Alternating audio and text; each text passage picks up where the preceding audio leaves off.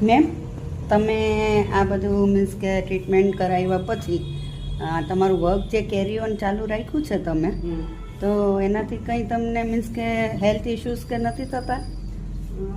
તમે એક સારો ક્વેશ્ચન પૂછ્યો છે. તમે એક નહીં, મને બહુ બધા લોકો આ રીતના ક્વેશ્ચન પૂછે છે. મેં ડૉક્ટર એક નહીં, મેં કેટલા બધા ઓન્કોલોજિસ્ટ સાથે મળી, બધા સાથે ક્લિયરિટી કરી, વાત કરી કે મારું આ વર્ક છે ને હું કન્ટિન્યુ રાખું તો કંઈ પ્રોબ્લેમ, અથવા તો મને આ જે કેન્સર થયું છે તો એ આના લીધે થઈ શક્યું હોય ખરા. તો ડૉક્ટરે ક્લિયરિટીથી કીધું કે હજી સુધી એવું ક્યાંય પણ સર્ચ નથી થયું, કોઈ સાયન્ટિસ્ટે પણ સર્ચ નથી કર્યું કે આ જે બધી તમે ટ્રીટમેન્ટ કરો છો, આ જે બધા સ્મોક થાય છે એમના લીધે આ પ્રોબ્લેમ થાય છે. ઓકે. જો આમના લીધે જ ડૉક્ટરનું કહેવાનું એમ છે કે આમના લીધે જ પ્રોબ્લેમ થતા હોય ને તો એટલા બધા ગુજરાતમાં જ બ્યુટિશિયનો, સલૂનો છે તો એ બધાને કેન્સર થવું જોઈએ, તમને એકને નહીં.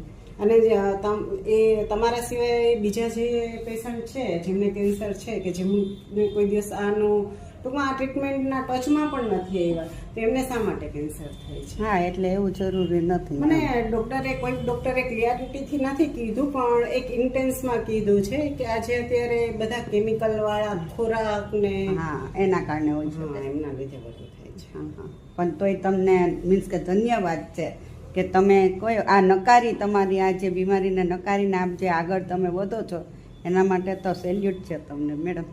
Thank you.